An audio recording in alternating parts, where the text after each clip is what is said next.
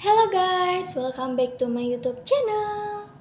Kali ini aku bakal ngebahas tentang pengaruh strategi bridging produk tabungan Permata Optima terhadap pertumbuhan jumlah nasabah di Permata Bank Syariah. Bagi hasil adalah pembayaran imbalan Bank Syariah kepada deposan dalam bentuk segi bagi hasil. Besaran bagi hasil tergantung dari pendapatan yang diperoleh bank sebagai mudarib atas pengelolaan dana mudharabah. Seperti yang dijelaskan, yaitu yang pertama, pemilik dana menginvestasikan dananya kepada bank selaku pengelola dana. Dana yang dikelola berupa tabungan, giro, dan deposito. Yang kedua, bank selalu mudarib mengelola dana tersebut dan menyalurkannya dalam bentuk pembiayaan dan penyaluran lain, seperti pada surat berharga, penempatan bank lain, maupun penempatan pada Bank Indonesia, yang menguntungkan dan sesuai dengan prinsip syariah. Yang ketiga, pemilik dana menandatangani akad kerjasama yang berisi antara lain nominal, tingkat bagi hasil atau nisbah, dan jangka waktu simpanan. Yang keempat, bagi hasil yang diperoleh pemilik dana setiap periode bulanan berbeda-beda, tergantung dari hasil penyaluran dana. Yang kelima, bank sebagai pengelola dana mengakui pendapatan atas penyaluran dana secara bruto sebelum dikurangi dengan hak pemilik dana atau sebelum dibagi dihasilkan. Yang keenam, bagi hasil mudharabah dapat digunakan dengan menggunakan dua prinsip, yaitu laba atau profit sharing dan bagi hasil atau net revenue sharing.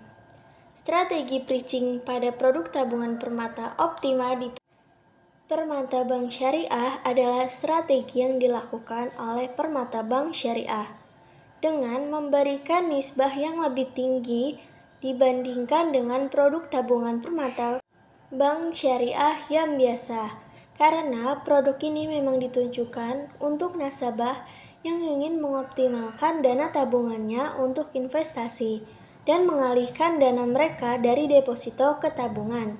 Untuk produk tabungan Permata Optima, Permata Bank Syariah menawarkan sistem perhitungan bagi hasil yang kompetitif sesuai dengan prinsip syariah. Aplikasi strategi bridging di Permata Bank Syariah saat ini, tabungan biasa adalah 20%.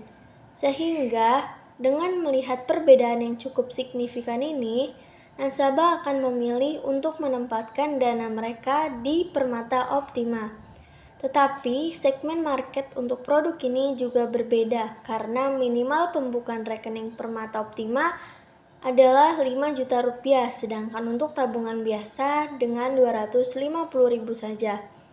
Bagi Permata Bank Syariah, strategi bridging yang dilakukan melalui beberapa cara, yaitu yang pertama, pemberian tingkat hasil khusus atau special rate untuk nasabah yang menaruh sejumlah dana yang relatif besar.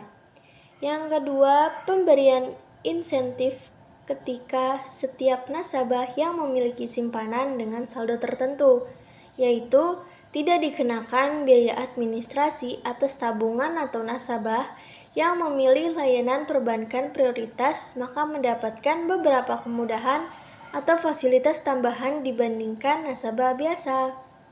Dan yang ketiga, pemberian cenderamata, hadiah, serta kenang-kenangan lainnya kepada nasabah yang setia. Jadi, kesimpulan yang bisa kita ambil, yang pertama, konsep bridging atau bagi hasil pada Permata Bank Syariah tersebut dapat dijelaskan bahwa pemilik dana menginvestasikan dananya pada bank selaku pengelola dana. Dana yang dikelola berupa tabungan, giro, deposito.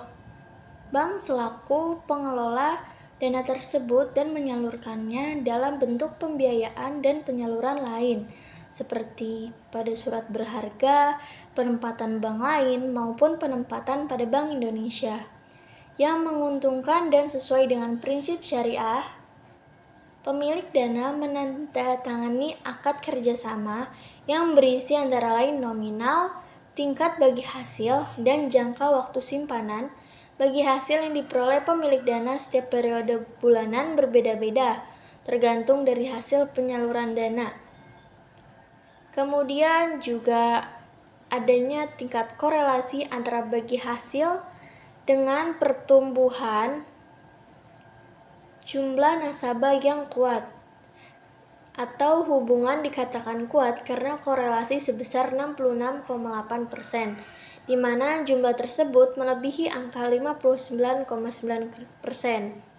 Demikian juga terdapat pengaruh yang signifikan antara bagi hasil dengan pertumbuhan jumlah nasabah. Lalu juga terdapat adanya pengaruh antara bagi hasil terhadap pertumbuhan jumlah nasabah.